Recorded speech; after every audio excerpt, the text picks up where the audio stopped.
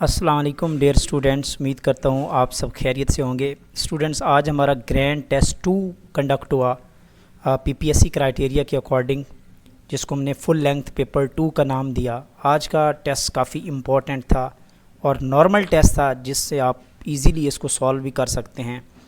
तो आज स्टार्ट करते हैं कि इनकी कंप्लीट डिस्कशन। तो आज की डिस्कशन भी काफ़ी इम्पोर्टेंट होने वाली है, तो डिस्कशन को ज़रूर सुना करें कि कहीं आपका कोई इम्पोर्टेंट पॉइंट जो है ना वो मिस ना हो जाए। तो स्टार्ट करते हैं आज की कंप्लीट डिस्कशन। आज के लेक्चर्स की काफ़ी इम्पोर्टेंट डिस्कशन होने वाली है स्टूडेंट। तो सबसे पहले हम बात कर लेते हैं जनरल पोर्शन की, जो कि 20 MCQ पे कंडक्ट हुआ। तो first question, who got the man Booker price इन 2022? 2022 में मैन बुकर प्राइज़ किसने ऑब्टेन किया? तो इसका करेक्ट ऑप्शन है शिहान कैरनोटिलिका। ये थे जिन्होंने यानी कि बुकर प्राइज़ 2022 को हासिल किया। और ये लिटरेचर में this prize was given in the field of literature, ठीक है। और इसको हमने सेकंड नॉवल इसने वॉन किया, जिसको उसने बुकर प्राइज़ इसको मिला इन 2022 में। तो correct option is C. Next question है, Thailand is also known as, Thailand को हम लैंड ऑफ फ्री भी कहते हैं, इसको लैंड ऑफ स्माइल्स भी कहा जाता है। तो ये इसका यानी कि इम्पोर्टेंट इसका नेम है। इसी तरह काफ़ी सारे कंट्रीज़ हैं, लैंड ऑफ फ्लावर, इसी तरह बहुत सारे और भी नाम हैं। तो ये भी आपने लिस्ट कर लेनी है, और लिस्ट आपने तैयार कर लेनी है और इसको आपने प्रिपेयर कर लेना है। ओके, इसी तरह थाईलैंड का अगर हम पुराना ओल्ड नाम पूछा जाए तो इसका पुराना नाम है SIAM, SIAM, this is the SIAM. So correct option is land of free, इसको कहा जाता है थाईलैंड को। नेक्स्ट क्वेश्चन है, ताजमहल मीन्स, इसको कहा जाता है क्राउन ऑफ पैलेसेस, ठीक है। और ये किस लैंग्वेज में इसमें क्राउन ऑफ पैलेसेस कहा जाता है? This is the Persian, Farsi language में इसको ताजमहल को क्राउन ऑफ पैलेसेस कहा जाता है।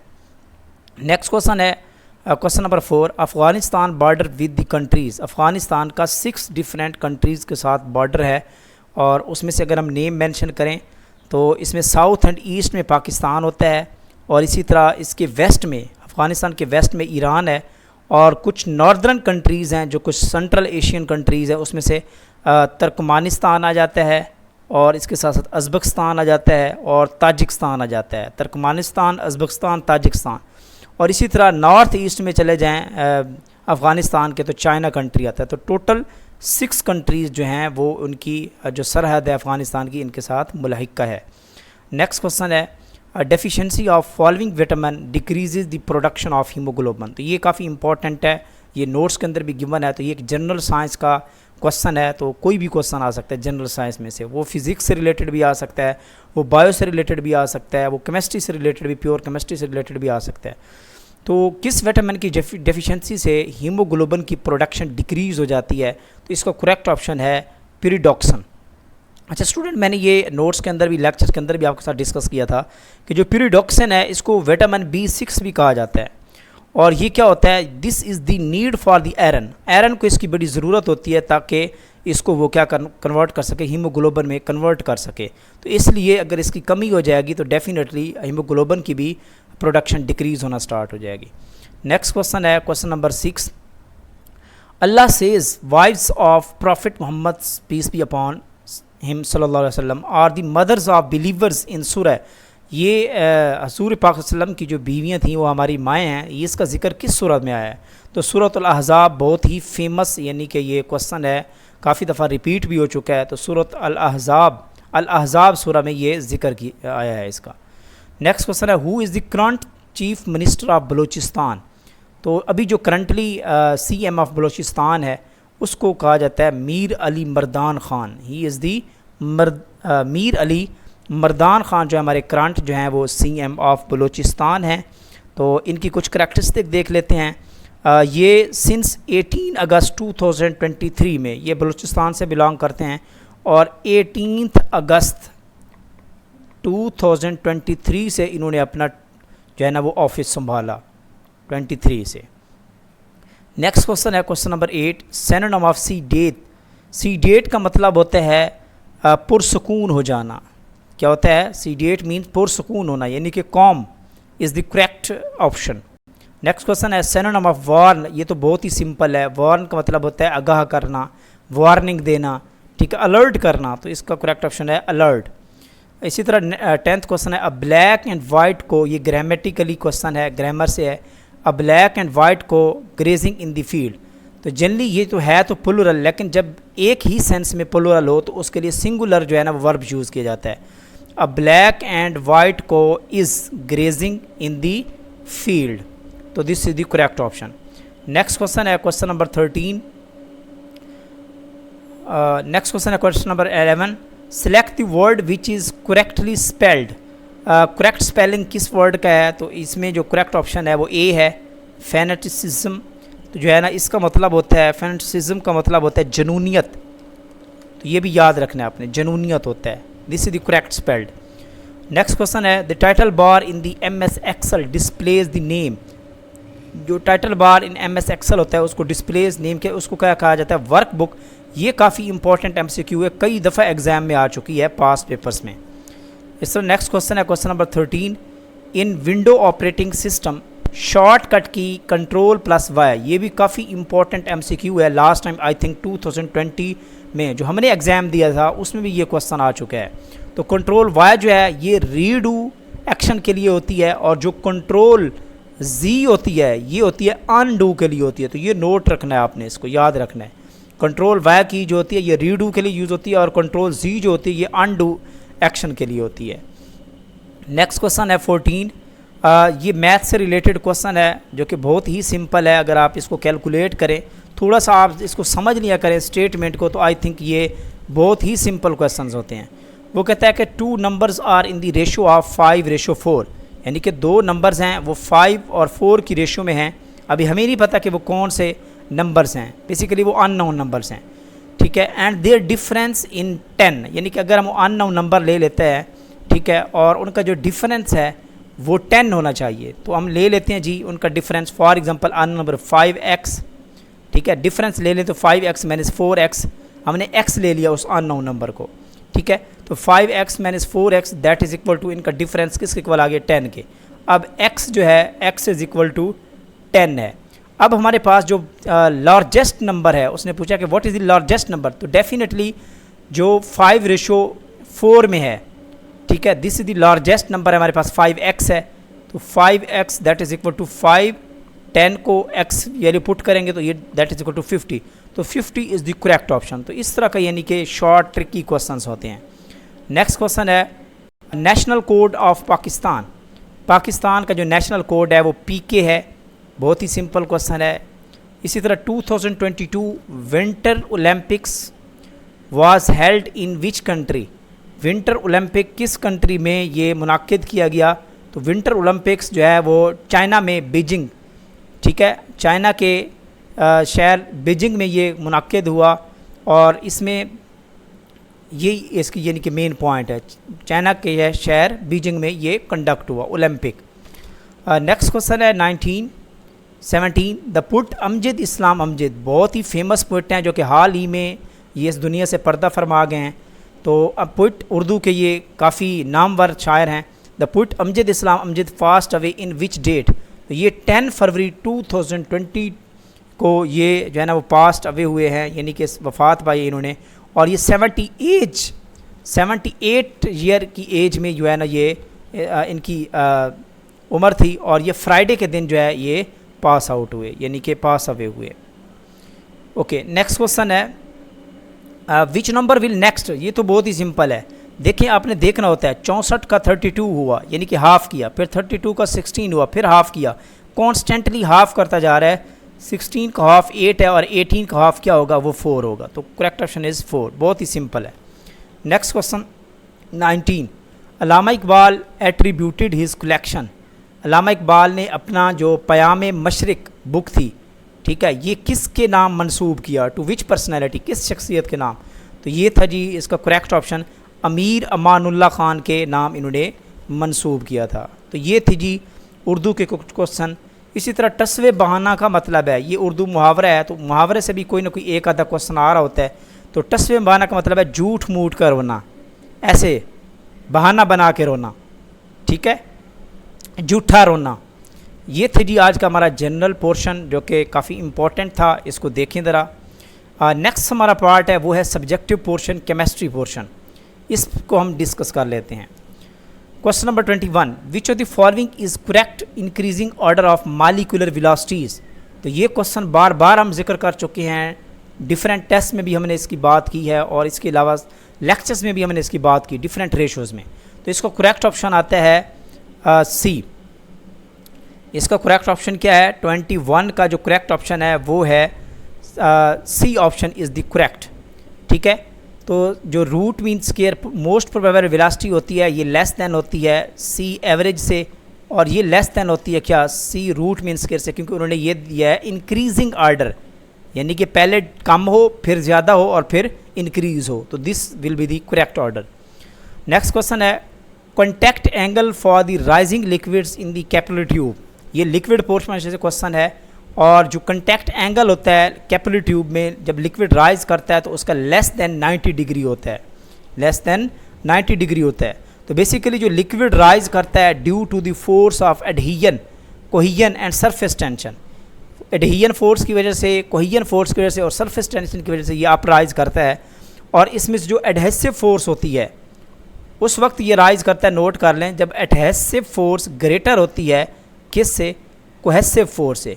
कोहेसिव फोर्स होती है लिक्विड के मॉलिक्यूल्स के बीच में, और एडहेसिव फोर्स होती है लिक्विड और कैपिलरी ट्यूब के बीच में जो अट्रैक्शन होती है, ठीक है, उसकी वजह से होती है। जब एडहेसिव फोर्स ग्रेटर होती है तो लिक्विड क्या करना स्टार्ट कर देता है? राइज अप करना स्टार्ट कर देता है, और इसका एंगल जो होता है वो 90 से लेस होता है, और जो इसकी मिनस्कस लेयर होती है वो कनकेव टाइप की होती है। तो ये भी आपने नोट करना है इसको। नेक्स्ट क्वेश्चन है क्वेश्चन नंबर 23, मिलर इंडाइसिस और often used in the area. ये एक इम्पॉर्टेंट टर्म है मिलर इंडाइसिस, ये यूज़ होती है क्रिस्टलोग्राफी में। क्रिस्टल जब हम पढ़ते हैं, सॉलिड स्टेट जो हमने पढ़ी है उसमें हम ये टर्म यूज़ करते हैं। तो बेसिकली मिलर इंडाइसिस जो है, this is the group of numbers that indicates the orientation of plane, यानी कि जो लेयर्स होती हैं आयंस की उनकी प्लेन, और इसी तरह जो पैरेलल लाइंस होती हैं उनके सेट को भी ये इंडिकेट करती है क्रिस्टल के अंदर। This is known as Miller indices. तो करेक्ट ऑप्शन है क्रिस्टल के अंदर, सिंगल क्रिस्टल या कोई क्रिस्टलोग्राफी हो तो उसमें। नेक्स्ट क्वेश्चन है how many elements of symmetry are present in the cubic lattice. तो ये आई थिंक ये रिपीटेड क्वेश्चन है, ये लास्ट टाइम भी हम इसका जिक्र कर चुके हैं। तो एक क्यूबिक लेटिस में जो टोटल नंबर ऑफ एलिमेंट्स होते हैं, सिमेट्री एलिमेंट्स होते हैं, वो 23 जो है वो सिमेट्रिक एलिमेंट्स होते हैं। तो इसमें सिमेट्रिक एलिमेंट्स में अगर हम बात करें तो इसमें प्लेन्स आ जाती हैं, एक्सेस आ जाती हैं, और प्लेन ऑफ सिमेट्री है, सेंटर ऑफ सिमेट्री है, एक्सेस ऑफ सिमेट्री है, ये सारी चीज़ें मिला के इसमें इसको हम कहते हैं एलिमेंट्स ऑफ सिमेट्री कहते हैं। नेक्स्ट क्वेश्चन है 25, the second line of Paschen series in the spectra of hydrogen gas very important is because of the transition from. तो इसका करेक्ट ऑप्शन है सी। फिफ्थ जो है वो हायर लेवल से जब N3 पे आती है तो इसको कहते हैं पास्टन सीरीज़ कहा जाता है। तो ये आपकी फर्स्ट ईयर की बुक पंजाब टेक्स्ट बुक में चले जाएं आप लोग, तो वहाँ जो हाइड्रोजन स्पेक्ट्रा वाला टॉपिक है उसमें एक कंप्लीट स्पेक्ट्रल लाइंस बनी हुई हैं, तो उसमें ये सारी चीज़ें गिवन है। कोई भी सीरीज़ पूछी जाए तो आप इजीली बता सकते हैं उसमें। नेक्स्ट क्वेश्चन है question number 26, the probability of s orbital of any atom या एलिमेंट। किसी भी एटम की जो s ऑर्बिटल होता है उसकी जो प्रोबेबिलिटी होती है, it is the independent on the angle. वो एंगल पे डिपेंड नहीं करती, वो एंगल पे डिपेंड नहीं करती, बिकॉज कि जो s ऑर्बिटल है बेसिकली इसकी जो प्रोबेबिलिटी है it depends only on the radial distance. किस पे डिपेंड करती है? नोट करें, ओनली रेडियल डिस्टेंस के ऊपर डिपेंड करती है कि न्यूक्लियस और इलेक्ट्रॉन के बीच में कितना डिस्टेंस है। क्यों? क्योंकि s ऑर्बिटल के केस में देखें जो एजीमुथल है, जिसको हम कहते हैं एंगुलर क्वांटम नंबर, जो एंगल के बारे में एक्चुअली देता है, जो एंगुलर क्वांटम नंबर होता है, इस L की वैल्यू जो होती है वो क्या होती है? S के केस में 0 होती है। तो it is the independent of on the angle. Next question है following is the correct relationship between Gibbs free energy and equilibrium constant. तो ये रिलेशन भी हमने पढ़ रखा है कि गिब्स फ्री एनर्जी और इसमें बीच में जो रिलेशन होता है वो होता है del G naught is equal to -RT ln k। ये रिलेशन हमने पढ़ रखा है। तो भाई नेगेटिव नेगेटिव से मल्टीप्लाई करें तो ये कैंसिल हो जाएगा, पॉजिटिव बन जाएगा, यहाँ पे नेगेटिव आ जाएगा, तो correct option is B. Next question है 28, what are the units of entropy. Entropy के क्या यूनिट्स हैं। When heat is measured in the joule, जब हम हीट को जॉल में लेते हैं in case of mass term, ठीक है, तो उस वक्त इसका यूनिट क्या बनेगा, तो वो होता है जॉल पर डिग्री। इसको हम क्या कहते हैं, 28 को कहा जाता है जॉल पर डिग्री जो है इसका यूनिट है, जॉल पर डिग्री, बिकॉज क्योंकि this is the delta S, ये होता है क्यू ओवर टी। क्यू का यूनिट क्या होता है, जॉल, और टेम्परेचर जो होता है इसको हम केल्विन में भी ले सकते हैं, आप डिग्री में भी ले सकते हैं, ठीक है। और जब इन टर्म ऑफ मोल्स की बात होगी तो फिर आपका जॉल पर केल्विन मोल आएगा, करेक्ट ऑप्शन। लेकिन यहाँ हम जॉल की बात करें, मैस की बात कर रहे हैं, ओके। नेक्स्ट क्वेश्चन है 29, ली शैटलर प्रिंसिपल कैन बी अप्लाइड। तो ली शैटलर प्रिंसिपल केमिकल इक्विलिब्रियम पे भी अप्लाई होता है और फिजिकल इक्विलिब्रियम पे भी अप्लाई होता है, तो both is the correct option. The free energy change at equilibrium for the reaction, हमने ये बात पढ़ रखी है कि जब change in free energy zero होती है तो प्रोसेस जो होता है हमारा इक्विलिब्रियम पे होता है। तो जब इक्विलिब्रियम पोजीशन होगी तो उस केस में डेल्टा जी की जो वैल्यू होती है वो क्या होती है, ज़ीरो होती है। और इस तरह डेल्टा जी की वैल्यू पॉजिटिव होगी तो इसका मतलब है this is the non spontaneous, और इसी तरह डेल्टा जी की वैल्यू नेगेटिव होगी तो हम कहेंगे this process is known as spontaneous. तो करेक्ट ऑप्शन इसका क्या हो गया, ज़ीरो। नेक्स्ट क्वेश्चन है 31, the half life of first order reaction is 120 second. तो इसमें T1/2 की वैल्यू गिवन है। हाउ मच टाइम हमने निकालना है, और उसने ये भी बता दिया कि 90% कंप्लीशन ऑफ द रिएक्शन, और ये ऑर्डर भी फर्स्ट है। तो इसका बहुत ही सिंपल है, मैंने आपको जो इक्वेशन बताई थी, कोई भी न्यूमेरिकल होगा तो यू कैन ईजिली सॉल्व। तो इसका सिंपल फार्मूला ले लेते हैं जो कि हमने पढ़ रखा था, T is equal to 2.303 divided by K log of A naught, यानी कि initial divided by remaining concentration. ये फार्मूला हमने पढ़ रखा था। अब हमें क्या चाहिए, हमें ये भी गिवन है क्योंकि हमारा 90% रिएक्शन कंप्लीट है, तो लेट कर लेते हैं जो हमारी ओरिजिनल कंसंट्रेशन है वो 100 होगी, और जो रिमेनिंग होगी उसको हम क्या लेंगे, 10 लेंगे, क्योंकि 90% कंप्लीट हो चुका है, डिसइंटीग्रेट होकर चला गया है, ठीक हो गया।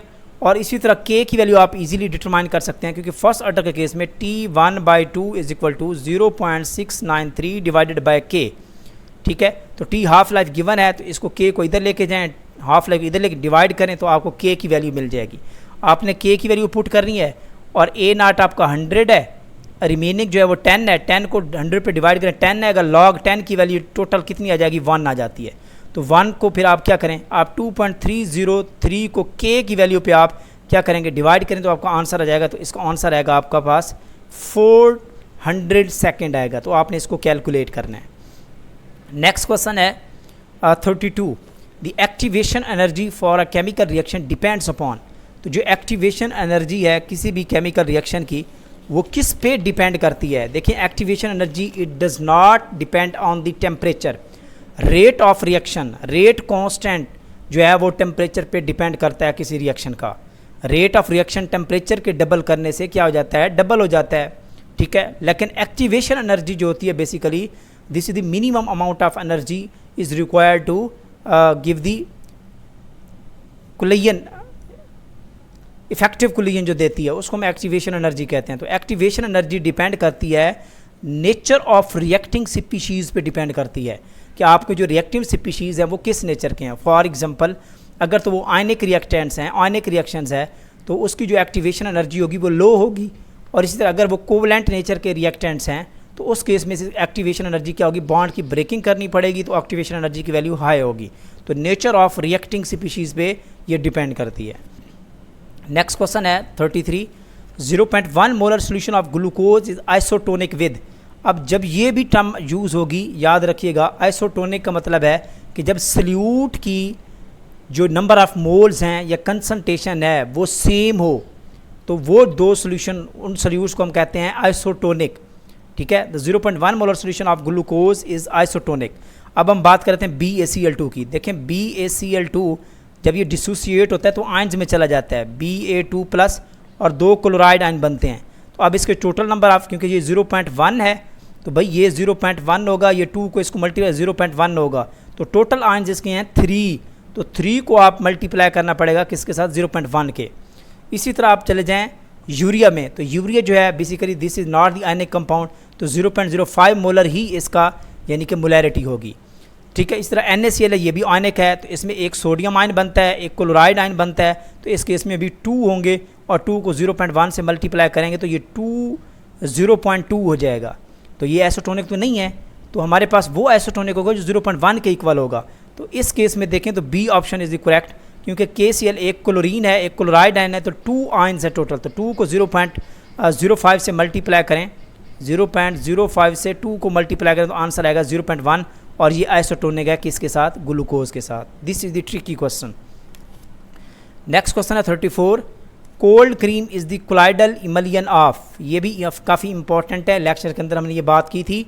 जो कोल्ड क्रीम है this is the liquid dispersed in the face, यानी कि डिस्पर्स फेस भी लिक्विड होनी चाहिए, और उसके साथ साथ जो हमारे पास जो डिस्पर्शन मीडियम है वो भी हमारा क्या होना चाहिए, लिक्विड होना चाहिए। तो लिक्विड इन लिक्विड जो हमारे पास इमलियन होगा उसको हम कहेंगे कोल्ड क्रीम कहेंगे, liquid in liquid. This is the correct option, D option is the correct. Next question है 35, स्मोक स्क्रीन्स इन वार के अंदर, जंगों के अंदर स्मोक स्क्रीन्स यूज़ की जाती हैं, जो कि किसकी बनी होती हैं, टाइटेनियम डाइऑक्साइड की ये बनी होती हैं। काफ़ी इंपॉर्टेंट ये MCQ है, टाइटेनियम डाइऑक्साइड की। The unit of equivalent conductance is, equivalent conductance का यूनिट क्या होगा। देखिए सबसे पहले तो बात कर लेते हैं कि इसका फार्मूला क्या होता है। Equivalent conductance represented by this symbol, और इसका यूनिट होता है कि जो स्पेसिफिक कंडक्टेंस होती है इसको मल्टीप्लाई करें 1000 के साथ, डिवाइड करें नॉर्मेलिटी के साथ, इसके साथ नॉर्मेलिटी, इक्विवेलेंट है ना। ओके, तो K का जो यूनिट है इसको हम कहते हैं पर ओहम, पर सेंटीमीटर भी कहते हैं, या अगर हम इसको लिखें तो इसको हम कहते हैं सीमन पर सेंटीमीटर। ठीक है, और इसी तरह जो नॉर्मेलिटी है दिस इज़ दी इक्विवेलेंट पर क्यूबिक सेंटीमीटर, इक्विवेलेंट पर क्यूबिक सेंटीमीटर जो है दिस इज दी नॉर्मेलिटी। अब आप इसको देखें तो ये बनेगा सीमन सेंटीमीटर, क्योंकि ये जब ऊपर जाएगा तो -1 से ये +2 हो जाएगा, सीमन स्क्वायर सेंटीमीटर पर equivalent. This is the correct unit of equivalent conductance. तो इस तरह आपने याद रखना है। 37 पे आ जाए, विच of the following has the highest electrode potential, तो इसमें से किस जो है ना वो एलिमेंट का इलेक्ट्रोड पोटेंशियल हाई होगा। तो इलेक्ट्रोड पोटेंशियल बेसिकली ये इलेक्ट्रो पॉजिटिविटी पे डिपेंड करता है। Laser will be the positivity, note करें जो पॉजिटिविटी होती है जितनी ग्रेटर होगी पॉजिटिविटी, इलेक्ट्रोड पोटेंशियल उतना ग्रेटर होगा। तो बेरिलियम को अगर हम इस मेंबर से कंपेयर करें अपने ग्रुप मेंबर से, तो beryllium is the less electro positive, तो उस केस में इसकी जो इलेक्ट्रोड पोटेंशियल है वो क्या होगा, हाईएस्ट इन्वर्सली प्रोपोर्शनल होता है। ठीक है, तो इसका क्या होगा, हाईएस्ट इलेक्ट्रोड पोटेंशियल होगा in this case. Next question है 38, according to Langmuir isotherm which one of the following is the correct. ठीक है, लैंगमियर एसोथर्म के अकॉर्डिंग कौन सी स्टेटमेंट करेक्ट है, तो ये हम काफ़ी दफ़ा पढ़ भी चुके हैं। तो this is the correct option के rate of adsorb species is directly proportional to the pressure. This is the correct option. Next question है 39, which of the following act as control rod in the nuclear reactor। तो barium और cadmium के rod हम use करते हैं as a control, neutron को control करने के लिए। Which of the following transformation the beta particle emitted, तो ये बहुत ही सिंपल क्वेश्चन है। Neutron to proton conversion, neutron 1 0, जब ये प्रोटॉन में कन्वर्ट होगा 1 1 होता है इसका, प्लस आपको बीटा पार्टिकल इमिट करना पड़ेगा 0 -1, और साथ न्यूट्रिनो पार्टिकल इमिट होते हैं। तो this is the correct option. Neutron to proton ratio, जब न्यूट्रॉन प्रोटॉन में कन्वर्ट होता है तो उस वक्त बीटा पार्टिकल इमिट होता है। नेक्स्ट क्वेश्चन है 41, Karl Fischer titration is the example of, ये भी काफ़ी इंपॉर्टेंट MCQ है। कर्ल फिशर टाइट्रेशन जो है this is the amperometric titration की ही टाइप है, amperometric titration. TGA is use to find, TGA mean thermogravimetric analysis जो है, इसमें जनरली हम क्या करते हैं, कोई भी कंपाउंड होता है तो उसका वेट देखते हैं कि अब आफ्टर डीकम्पोजिशन, आफ्टर हीटिंग जो है ना उसका वेट कितना लॉस हो चुका है, उससे फिर कंपाउंड की आइडेंटिटी होती है, तो वेट लॉस के बारे में इंफॉर्मेशन देता है। फॉर एग्जांपल अगर आपके पास मैग्नीशियम सल्फेट है .7H2O, तो जब आप इसको क्या करेंगे थर्मोस्टेट में रखेंगे, टेम्परेचर देंगे, तो इसके वाटर के मालिक्यूल्स क्या कर जाएंगे, लूज़ कर जाएंगे। जब लूज़ कर जाएंगे तो ग्राफ जो है वो चेंज हो जाएगा, तो इससे हमें पता चलेगा कि कितना वेट लॉस हुआ है। तो इस प्रोसेस को कहा जाता है TGA, thermogravimetric analysis, weight loss. Next question है chopper is used in which instrument. तो ये जनरली हम स्पेक्ट्रोफोटोमीटर में यूज़ करते हैं, जो भी विजिबल है, या इसके अलावा आप कह लें कि एटॉमिक एब्जॉर्प्शन स्पेक्ट्रोफोटोमीटर है, एटॉमिक इमिशन स्पेक्ट्रोफोटोमीटर है, तो जनरली हम उनमें यूज़ करते हैं चॉपर। तो correct option is C, single beam spectrophotometer. Next question है in NMR which solvent is used as the reference. देखिए यहाँ बात सॉल्वेंट की हो रही है, तो NMR में हम डिटीरियोरेटेड सॉल्वेंट यूज़ करते हैं, लाइक CdCl3 है या D2O है, ये आप यूज़ कर सकते हैं। तो ये these are the deteriorated solvent. तो बेसिकली यहाँ जो TMS है, TMS एज अ स्टैंडर्ड लिया जाता है, जो सॉल्वेंट के अंदर और सैंपल के अंदर मिक्स किया जाता है, ताकि हम उसको उसकी पीक को इसके साथ कंपेयर कर सकें। TMS is not the solvent, note कर लें। तो इसको करेक्ट ऑप्शन है D, नन ऑफ दीज। यहाँ पे डिटीरियोरेटेड सॉल्वेंट मौजूद नहीं है। नेक्स्ट क्वेश्चन है 45, Fermi resonance is often observed in. Fermi resonance किस में ऑब्जर्व की जाती है, ये एक इम्पॉर्टेंट ऑप्शन है। तो basically Fermi resonance is often observed in the polyatomic molecules. तो बेसिकली फर्मी रेजोनेंस होती क्या है, शिफ्टिंग ऑफ एनर्जीज या shifting of intensities of absorption band in the IR या रैमन स्पेक्ट्रम। तो रैमन स्पेक्ट्रोस्कोपी में जो उसका एब्जॉर्प्शन बैंड होता है, वो उसकी इंटेंसिटी जो होती है वो शिफ्ट हो जाती है। तो ये जनरली किस में ऑब्जर्व किया जाता है, ये vibrational spectra of polyatomic molecules में इसको ऑब्जर्व किया जाता है, फर्मी रेजोनेंस को। नोट कर लें, इंपॉर्टेंट है एग्जाम के हवाले से। नेक्स्ट क्वेश्चन है 46, विच of the following is polar aprotic solvent. तो इनमें से कौन सा पोलर एप्रोटिक सॉल्वेंट है। तो ये हम न्यूक्लियर सब्स्टिट्यूशन रिएक्शन में डिटेल में बता चुका हूँ कौन कौन से पोलर प्रोटिक हैं, कौन कौन से पोलर एप्रोटिक सॉल्वेंट हैं। तो डाइक्लोरोमीथेन है, टेट्राहाइड्रोफ्यूरॉन है, असीटोनाइट्राइल है, these are all the polar aprotic solvent. तो correct option is D, all of these. Next question है 47, which of the following error is caused by the carelessness handling. तो कौन सी error है जो carelessness handling की वजह से होती है। तो generally this is known as gross error भी इसको कहा जाता है। दिस इज़ दी एक इम्पॉर्टेंट टर्म है, ग्रॉस एक स्पेसिफिक टर्म है, ग्रॉस एरर कहा जाता है इसको। Solvent extraction is based upon the relative solubilities of two liquids. तो ये काफ़ी इंपॉर्टेंट है, सिंपल भी है।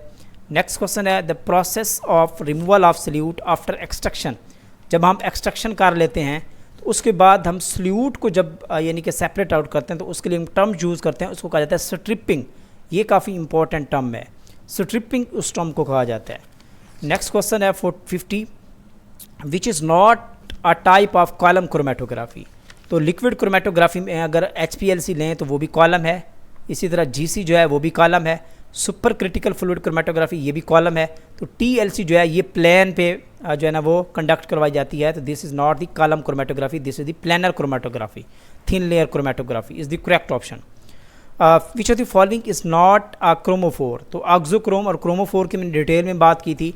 तो क्रोमोफोर वो ग्रुप होते हैं जो क्या करते हैं, जो डायरेक्टली जो है ना वो UV विजिबल लाइट को अब्जॉर्ब करते हैं, जबकि जो ऑक्सोक्रोम होते हैं these are the non bonding electron या एटम्स होते हैं जो क्या करते हैं, वो शिफ्टिंग करवाते हैं, ठीक है, and they are directly attach to the chromophore. तो इसमें जो करेक्ट ऑप्शन है वो D है, OH इसके ऊपर लॉन पेयर होता है और ये प्रोवाइड करता है, तो फर्दर कॉन्जुगेशन को एक्सटेंड करवाता है। तो this is the not the chromophore, this is the auxochrome इसको कहा जाता है। बाकी ये तीनों जो हैं these are the chromophores.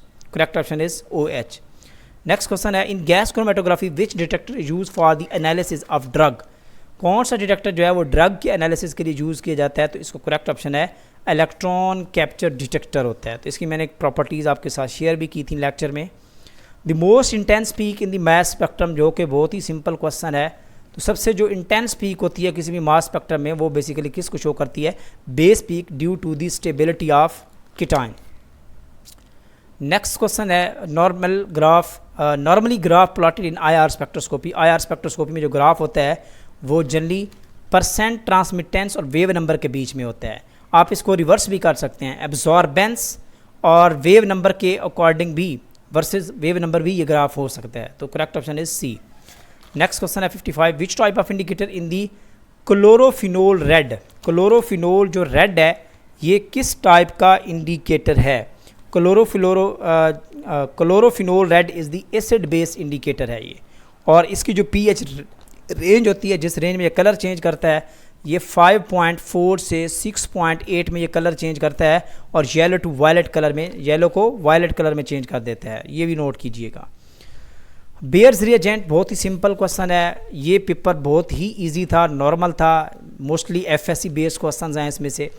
Bears reagent जो है इसको हम डाइल्यूट KMnO4 कहते हैं, आपकी FSC में भी गिवन है। 2 methyl propene react with the HBr। 2 methyl जो प्रोपीन है जब ये HBr के साथ रिएक्ट करती है, this is the 2 methyl propene CH3C double bond CH2CH3। जब इसका आप HBr के साथ रिएक्शन करेंगे तो मार्कोनिकोव्स रूल आपने पढ़ा होगा, तो उस केस में आप देखें तो यहाँ पे जहाँ मोर नंबर ऑफ हाइड्रोजन होते हैं वहाँ हाइड्रोजन आता है, और लेस नंबर ऑफ हाइड्रोजन होते हैं वहाँ पे ब्रोमीन आता है। तो इस केस में CH3C यहाँ पे ब्रोमीन आएगा, यहाँ पे CH3 है, और ये हो गया आपके पास CH3 हो गया। तो आप यहाँ पे देखें तो this is the tertiary butyl bromide है, इसको कहते हैं। A option is the correct.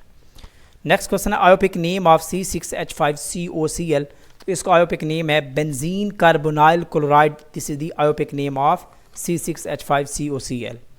Next question है ammonia is converted into the hydrazine generally by the reaction with which of the following. जब अमोनिया जो है हाइड्रोजीन में कैसे कन्वर्ट होती है?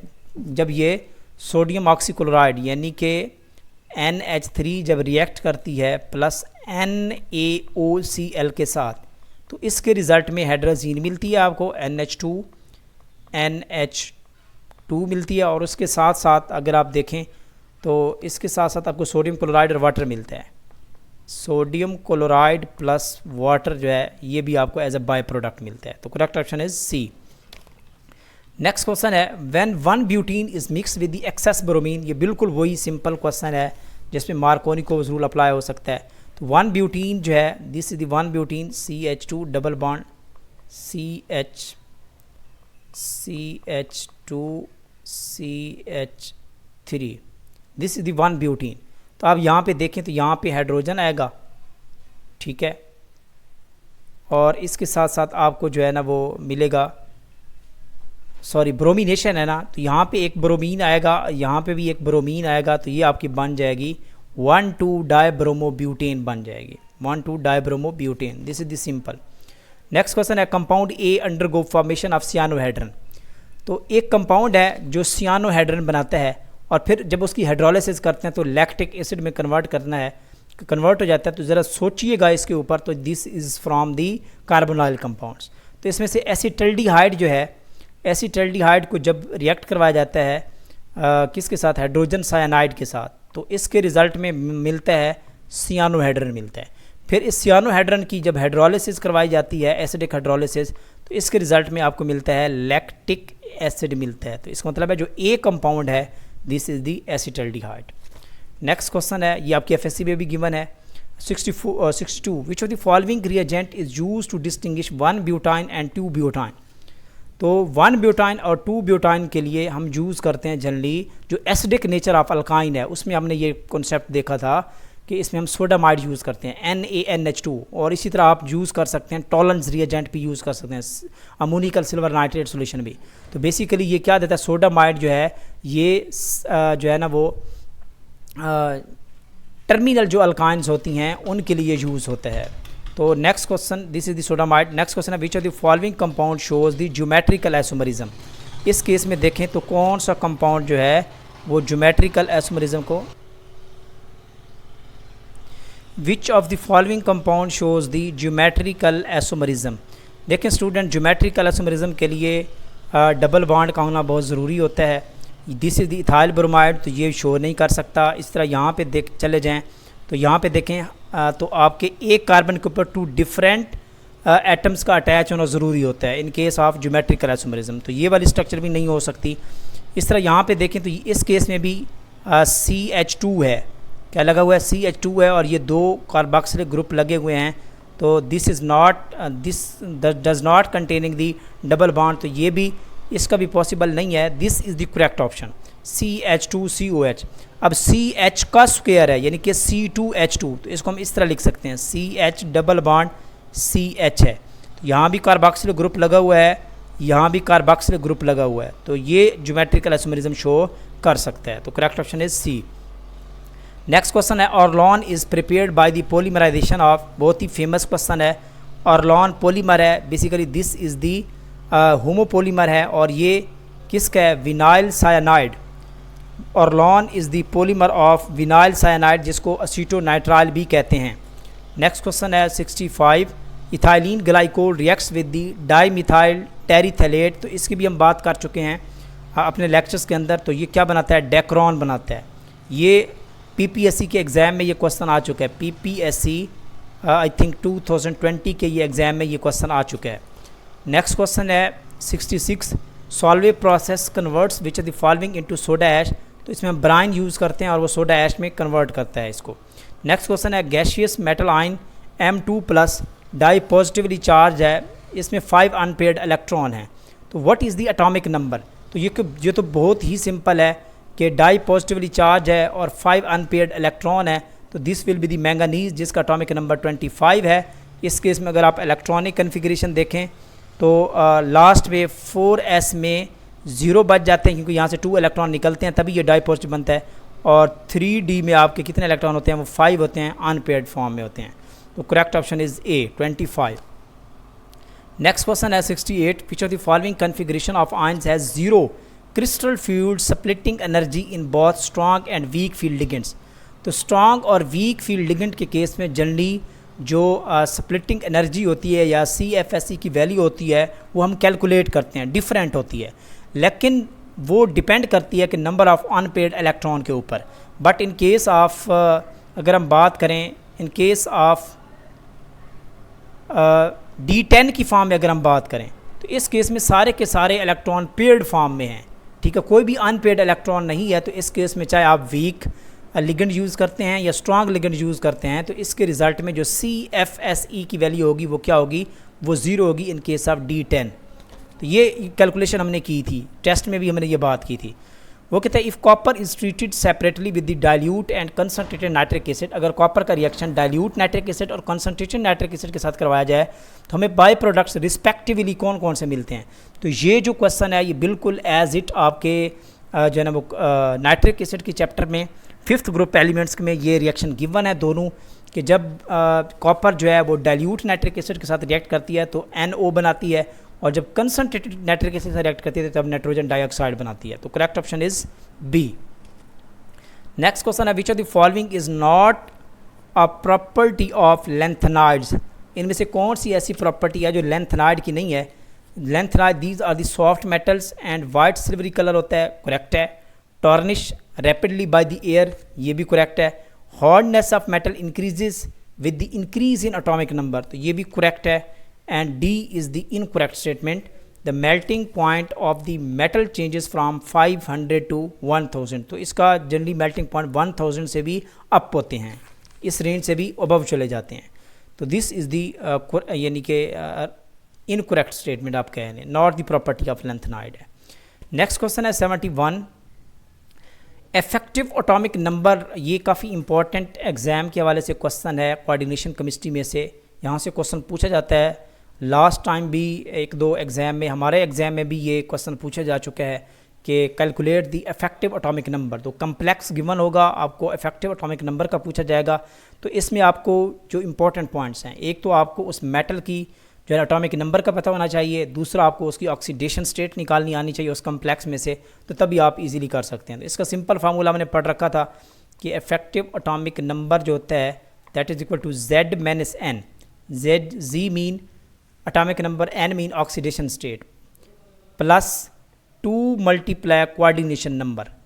कोऑर्डिनेशन नंबर देख लेना है आपने, उसको 2 से मल्टीप्लाई कर देना है। तो इन दिस केस आप देखें CrCO6 के केस में जो क्रोमियम है इसका एटॉमिक नंबर है 24 और इसमें जो ऑक्सीडेशन स्टेट है वो 0 है, +2 मल्टीप्लाई कोऑर्डिनेशन नंबर कितना है 6 है, तो ये आपका हो जाएगा 24 + 12 और ये हो गया 36, तो 36 जो है this is the effective atomic number value. और ये किसके क्लोज तरीन है, ये नोबल गैसेस के क्लोज तरीन है।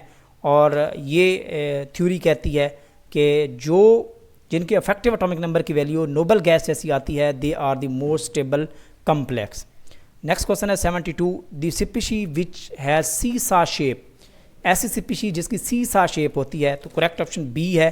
तो भाई इसकी मैंने शॉर्ट ट्रिक आपको बताया था 1/2, सल्फ़र जो है वो 6 ग्रुप से बिलोंग करता है, 4 मोनोटॉमिक एलिमेंट, तो टोटल 10 को 2 पे डिवाइड करते हैं 5 वैल्यू, तो इस केस में 5 होती है sp3d।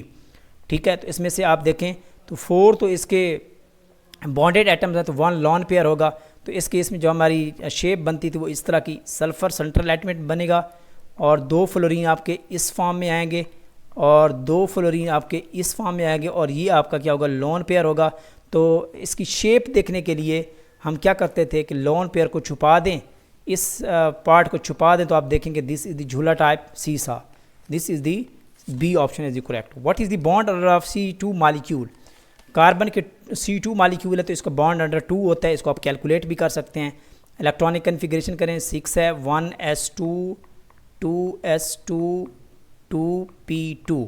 मैं अब डायग्राम नहीं बनाना चाहता लेकिन ये बता देता हूँ कि इसमें अगर आप कैलकुलेट करें तो इसमें जो बॉन्डिंग फार्मूला होता है बॉन्ड ऑर्डर का, bond order is equal to bonding electron minus non bonding electron divided by 2, this is the formula. Okay, तो इसमें जो बॉन्डिंग इलेक्ट्रॉन होते हैं वो 8 होते हैं, C2 में 8 हैं, और नॉन बॉन्डिंग जो है एंटी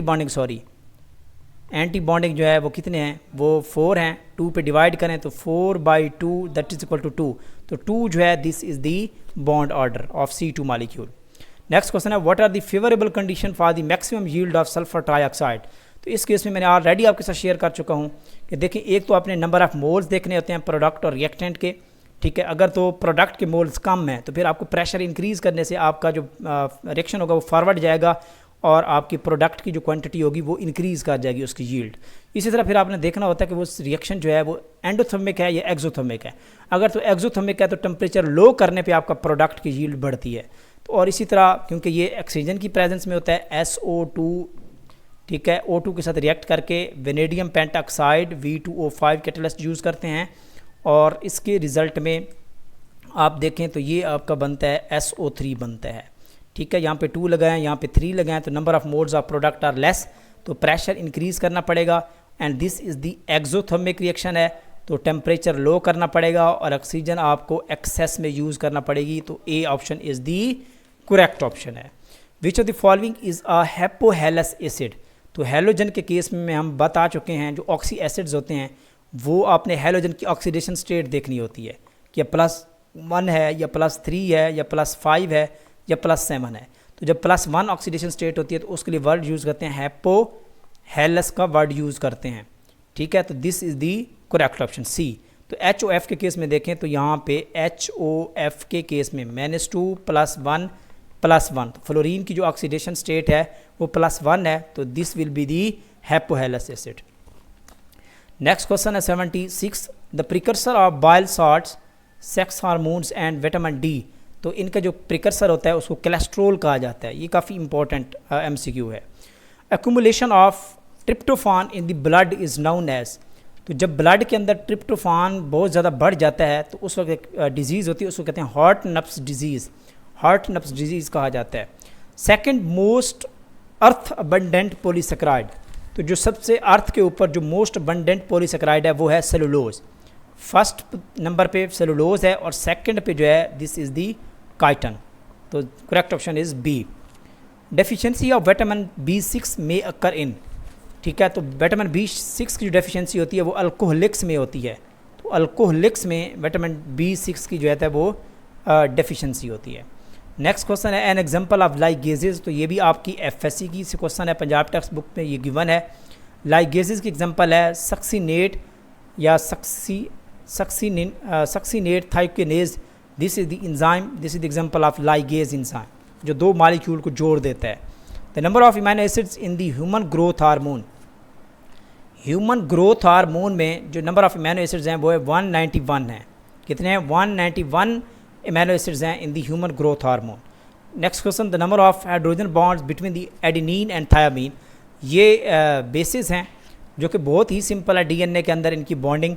तो एडेनिन और थायामीन के बीच में डबल बॉन्ड होता है और गुआनिन और साइटोसिन के बीच में ट्रिपल बॉन्ड होता है। तो एडेनिन और थायामीन में डबल बॉन्ड होता है, 2 बॉन्ड्स होते हैं, number of hydrogen bonds. Next question है, नैनोपेप्टाइड्स कंटेन पेप्टाइड बॉन्ड। तो ये जो क्वेश्चन है ये लास्ट जो है ना वो एग्ज़ाम में रिपीट हो चुका है, 2020 में भी आ चुका है, ठीक है, और इसी तरह आपके 2022 में भी ये आ चुका है। तो याद रखिएगा, मैंने बात आपके साथ शेयर की थी, बेसिकली जो पेप्टाइड है this is the part of protein. तो पेप्टाइड जब बनता है तो उसमें जो इम्यूनो एसिड्स होते हैं वो उतने इम्यूनो एसिड्स होते हैं जितने पेप्टाइड्स होते हैं। अगर आपको कोई नैनो पेप्टाइड कहता है तो इसका मतलब 9 इम्यूनो एसिड्स होंगे, लेकिन जो पेप्टाइड बॉन्ड होता है वो बेसिकली 2 इम्यूनो एसिड के बीच में होता है। तो peptide bond is always 1 number less than the peptides. तो अगर आपको कहा जाता है कि नोना पेप्टाइड है, नोना पेप्टाइड में जो बॉन्ड होंगे पेप्टाइड बॉन्ड वो 8 होंगे। इसी तरह आपके लास्ट टाइम जो क्वेश्चन आया कि डेका पेप्टाइड, तो डेका पेप्टाइड में 10 इम्यूनो एसिड्स हैं लेकिन उसमें जो पेप्टाइड बॉन्ड हैं वो 9 थे। तो इसका जो करेक्ट ऑप्शन है वो 8 है, नोना पेप्टाइड में 8 है। ओके, नेक्स्ट क्वेश्चन है, which of the following amino acid has to be supplemented in the diet. तो कौन सी डाइट में एज ए सप्लीमेंट दिया जाता है? इट मीन कि जब खुराक में जो दिया जाता है तो this is the essential amino acid. तो एसेंशियल इम्यूनो एसिड का मैंने शॉर्ट ट्रिक आपको बताया था, याद करें, mat will fly, mat will fly. तो वाई को भी हज़फ करना था, जो आर्जिनिन था ये जनरली एसेंशियल में नहीं आता लेकिन काउंट कर लेते हैं कुछ बुक्स में, ठीक है। तो इसमें देखें तो मैथ्योनिन है, ट्रिप्टोफान है, टायरोसिन है, वेलिन है, आइसोल्यूसिन है, लाइसिन है, फिनाइल एलानिन है, हिस्टिडीन है, लाइसिन है। तो फिनाइल एलानिन जो है this is the essential amino acid. बाकी अगर आप देखें तो ये सारे के सारे क्या हैं, ये नॉन एसेंशियल इम्यूनो एसिड्स हैं। विच of the following has reducing properties. तो इसका जो करेक्ट ऑप्शन है 87 का, this is the glucuronic acid. जो ग्लूकोरोनिक एसिड है basically this is the reducing property है इसके पास, बिकॉज इसके पास ग्लूकोरोनिक एसिड के पास फ्री एल्डो ग्रुप है। कौन सा ग्रुप है? फ्री एल्डो ग्रुप मौजूद है। इसकी स्ट्रक्चर देखें अगर हम, तो इसमें HCH ग्रुप होता है और इसके अलावा CHOH शॉर्ट फॉर्म में लिख रहा हूँ, और ये आपके पास COOH, this is the glucuronic acid. और बाकी जो है इनमें फ्री ग्रुप मौजूद नहीं होता, so they are called reducing. Next question है 86, which of the following is are renewable source of energy. कौन सा रिन्यूएबल एनर्जी सोर्स है? तो इसमें से देखें तो कोल जो है, यूरेनियम है, ये दोनों नॉन रिन्यूएबल हैं जिसकी क्वांटिटी डिक्रीज़ होती जा रही है with the passage of time. जबकि जो विंड है this is the non renewable energy source, ठीक है। Correct option is D. The ozone layer is present in the, ये भी बहुत ही सिंपल क्वेश्चन है। तो स्ट्रेटोस्फेयर में ये ओजोन लेयर पाई जाती है 28 किलोमीटर में। विच of the following is the hottest planet of the solar system. तो सोलर सिस्टम का सबसे जो हॉटेस्ट प्लैनेट है वो कौन सा है? तो वेनस जो है this is the hottest planet of the solar system.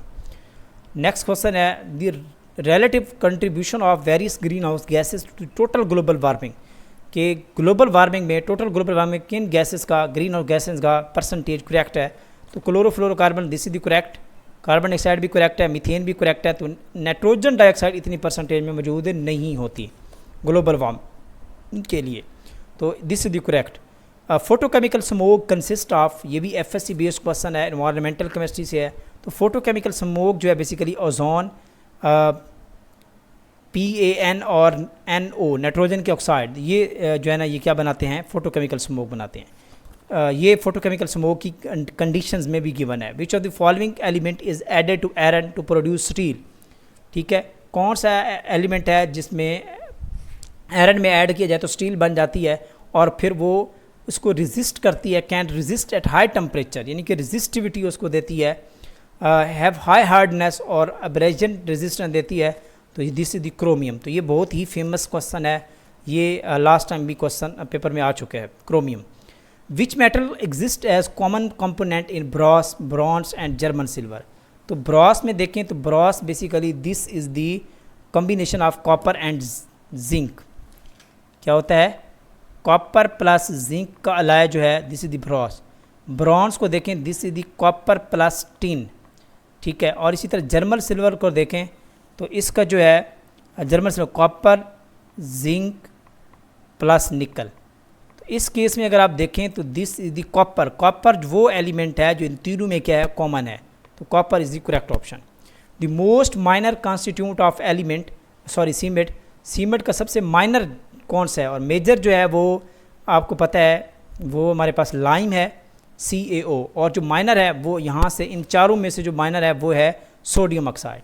इसकी परसेंटेज देख लेते हैं कि इस केस में अगर हम देखें तो सिलिका हमारे पास 22% होता है सीमेंट के अंदर जनरली, और जो मैग्नीशिया होता है ये जनरली 2.5% होता है, और जो एलुमिना होता है ये जनरली 7.5% होता है। ये FS की बुक में भी गिवन है। और सोडियम ऑक्साइड जो होता है this is the 1%। Next question है which one is used as the filler और additive in the paper making. Paper बनाने में एज अ फिलर या एडिटिव कौन सा मटेरियल यूज़ होता है। तो आप एज अ एडिटिव स्टार्च भी यूज़ कर सकते हैं, ठीक है, एलम भी यूज़ कर सकते हैं, टाइटेनियम डाइऑक्साइड भी यूज़ करते हैं। तो correct option is D, all of these. Next question है urea ammonium nitrate solution is regarded as which of the mention, this is the nitrogen fertiliser. Green colour of glass is due to, जो glasses होते हैं उनका जो green colour होता है वो किस कंपाउंड की वजह से होता है, this is due to the chromium oxide. इसी तरह अगर हम बात करें जो Cu2O कंपोनेंट है ये ग्लास को रेड कलर देता है ग्लास को, और इसी तरह जो कोबाल्ट ऑक्साइड है ये ब्लू कलर देता है ग्लास में, और जो मैंगनीज डाइऑक्साइड है ये वायलेट कलर देता है ग्लास को। This is the different colours. Next question है which of the following is the incorrect statement about the जिस साल्ट। ठीक है, तो ये जनरली हमने ये क्वेश्चन आप क्या है ये ऑर्गेनिक मेटेलिक कंपाउंड्स में से है जिस साल्ट, तो इसकी भी बात हम कर चुके हैं लास्ट टाइम। तो जिस साल्ट के अकॉर्डिंग कौन सी इनकरेक्ट स्टेटमेंट है, तो जिस salt is the diamagnetic, yes. Oxidation state of platinum in this salt +2, yes, ये भी करेक्ट है। Carbon carbon bond length of ethylene moiety in this salt longer than that of free ethylene, yes, ये भी correct है। तो all the platinum chlorine bond length in this salt are not the equal, this is the incorrect statement, this is the incorrect statement. Last, which one is the more reactive in the following 5 membered heterocyclic compound। वैसे तो सबसे ज़्यादा pyridine reactive होती है, लेकिन 5 membered की बात हो रही है तो इसमें से सबसे ज़्यादा जो रिएक्टिव होता है वो पायरोल होता है। कौन सा होता है, pyrrole is the more reactive as compare to the furan. Chemical formula of Epsom salt, तो एप्सम साल्ट का जो केमिकल फार्मूला होता है वो होता है मैग्नीशियम सल्फेट .7H2O। ये भी फार्मूलाज भी अपने याद रखने हैं। तो लास्ट क्वेश्चन है silicon has electron in the penultimate shell. Penultimate shell का पहले पता होना चाहिए, जो सेकंड लास्ट शेल होता है this is known as penultimate shell, उसको कहा जाता है। Second last shell is known as penultimate shell. तो सिलिकॉन का जो सेकंड लास्ट है उसमें 8 इलेक्ट्रॉन होते हैं। कितने इलेक्ट्रॉन होते हैं, KLM, 2 इलेक्ट्रॉन 8, 8 2 10, और ये 4 इलेक्ट्रॉन M शेल में होते हैं। ठीक है, तो 14 हो जाते हैं इलेक्ट्रॉन के सिलिकॉन के। और इसमें जो सेकंड लास्ट शेल है this is the L shell, और इसमें कितने इलेक्ट्रॉन हैं, 8 इलेक्ट्रॉन है। This is known as penultimate shell. तो ये थी आज की हमारी डिस्कशन, जो कि काफ़ी इंपॉर्टेंट डिस्कशन थी। तो इसको अच्छे तरीके से देखिएगा, समझिएगा, और इसको अच्छे तरीके से देखें और पढ़ें और रीड करें और तैयारी करें। तो आज हमारा यहाँ पे सेशन कंप्लीट हुआ, and many congratulations to all of you. Thank you so much.